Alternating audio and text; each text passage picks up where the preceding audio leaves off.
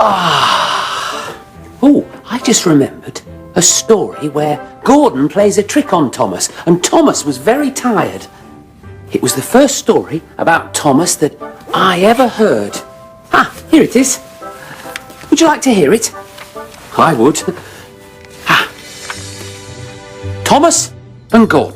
One of the best remembered aspects of the Railway series were the illustrations. While many men took on the role as illustrator, C. Reginald Dalby is probably the most well known of them all. The third illustrator, Dalby began working with the book starting with James the Red Engine and illustrated them till Percy the Small Engine. The models in the Thomas TV series also seem to be based off Dalby's illustrations. Now, it's well aware that Audrey and Dalby didn't get along, but there's one thing not many people know about Dalby, is that he once tried to rival the Railway series with a series of children's books about anthropomorphic boats. Long before the days of the Thomas TV series' sister series, Tugs,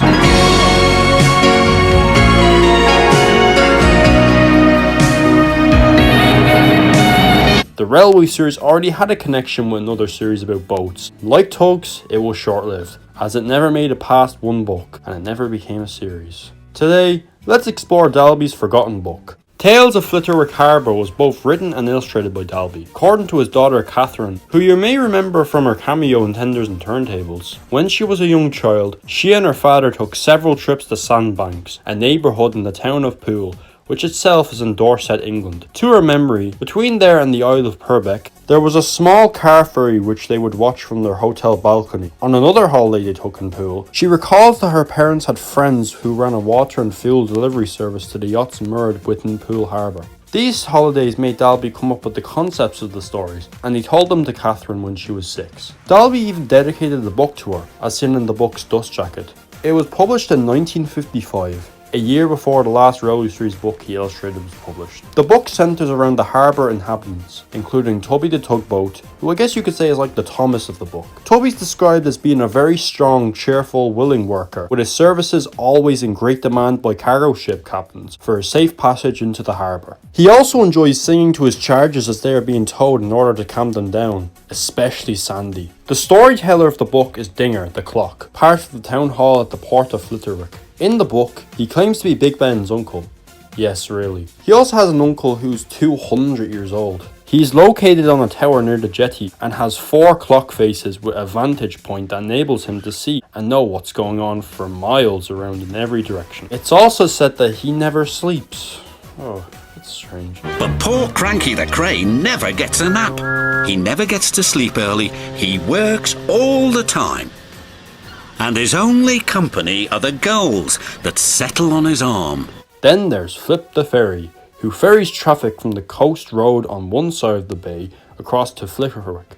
He's equipped with a steel ramp on each end that can be raised and lowered. After him is Donald the Dredger, who predates the Railway series character of the same name, Donald. You shouldn't have pushed me into the cart, huffed Donald.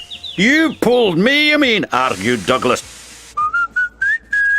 He's an engineless dredger equipped with a crane and large scoop. Donald's tasked with dredging the bottom of the harbour and emptying each scoop full of mud and sand into Sandy the sand barge. Speaking of Sandy, or should we call you Sandy now?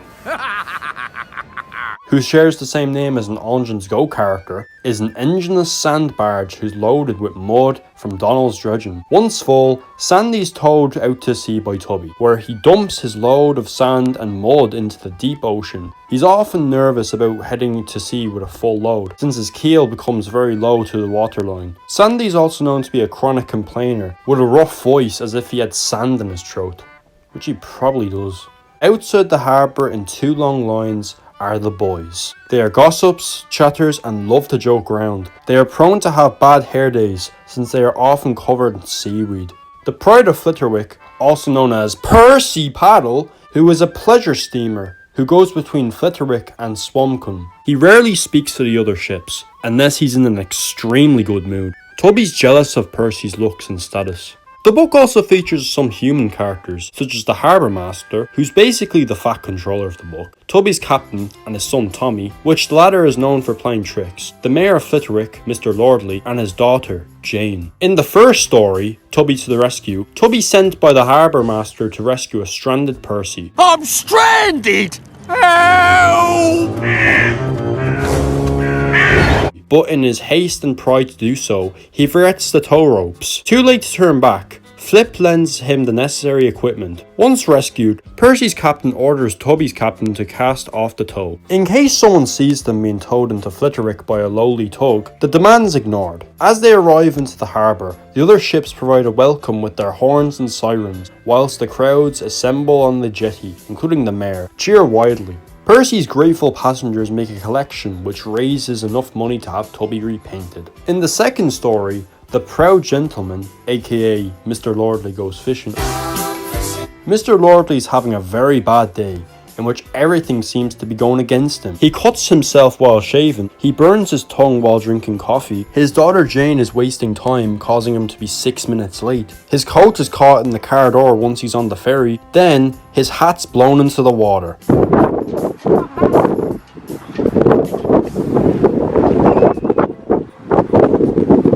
When he forgets to set his car's brake, his bad luck ends with his car going overboard into the sea during the crossing. With the help of Flip's crew and passengers, the car is eventually recovered, fish swimming about inside and all, much to Mr. Lordly's delight. In the third and final story, Fireworks, Tubby wishes that he could participate in the Flitterwick Harbour's annual regatta, especially to watch the evening's firework display. Thanks to Tommy, Tubby's permitted to be a part of the regatta as a tea tent, on the condition that he's ready to work if called upon. As luck would have it, Tubby sent out to retrieve a sailing ship. Because he's dressed as a tea tent, Tubby suffers through relentless teasing. He returns to the harbour just as the last firework rocket's glare flickers out, and he's very disappointed to have missed the show. Seeing his friends sad, Tommy later sneaks aboard and dumps a collection of fireworks into Tubby's funnel in order to cheer him up. No, I guess we just wait. Yeah, this is...